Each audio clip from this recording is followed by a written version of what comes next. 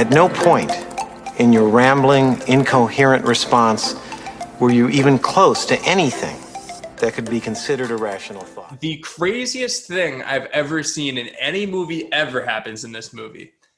And it's when they have fake sex for the first time in front of the whole party.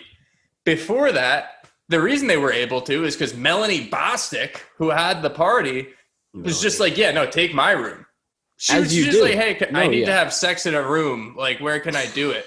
One, the answer is like, not in any room. Yeah. Figure it out if you really want to have sex. Go Two, home. if you're going to give her a room, the answer is not my room.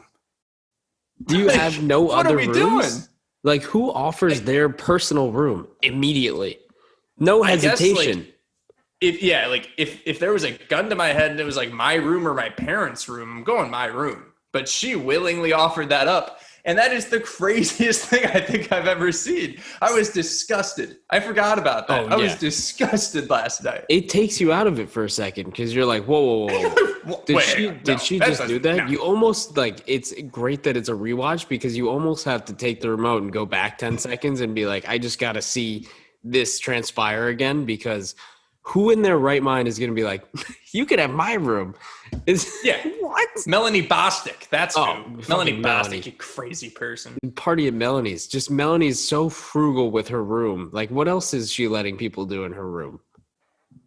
Ooh, that's a good question. Not good stuff. That's for sure. But why was she so quick to jump to the gun and just be like, you can have my room?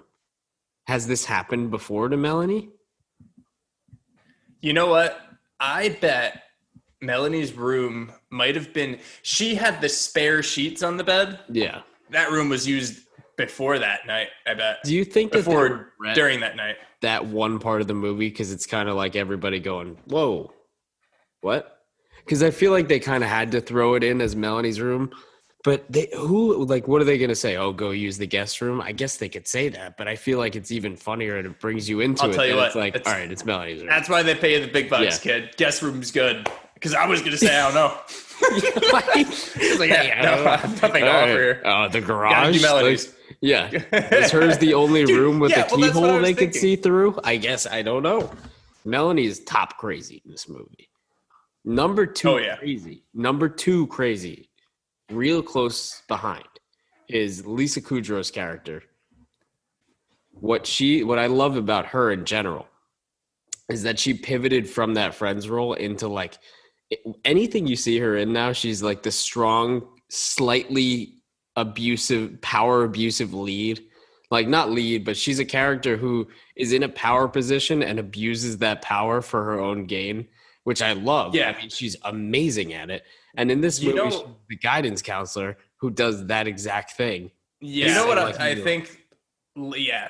What lends her so well to that is because she's tried and proven and being able to just speak words at a normal level and then start going off for like, but it's not crazy. It's it's a little unhinged, but that's the Lisa Kudrow. That's the Lisa Kudrow right there. Okay. So when it was like, she's like, you got to tell everybody. So Emma Stone comes in. She's like, you got to tell everybody. And then Lisa Kudrow's like, who do you think they're going to believe? Who do you think they're going to believe? Like that whole thing, that just slight transition. It's like she's like, it's like in The Ring, or no, not The Ring. Sorry. In The Ring, yeah. When they climb No.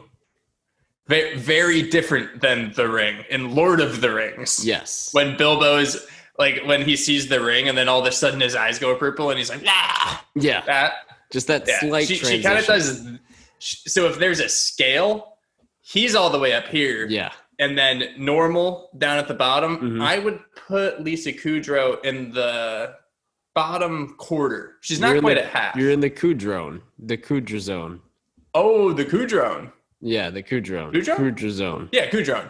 We're going to get that going. Yeah, we have the Sincerely Unqualified cinematic universe, and now we have the Kudrow. If anyone raises their voices during a comedy, we're going to point it out. Slightly raises. All right, so Seth Rogen is in there too, because he, like, even in Pineapple Express, raises his voice. He's in the Kudrow. Oh! Yeah. What do you mean we got to break our phones? But Kudrow. So he's Kudrow. Kudrow.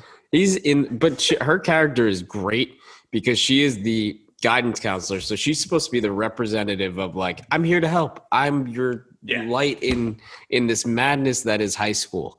And then she is the absolute opposite of that for Emma Stone, because she ends up screwing a 22-year-old who's been held back for 6 years.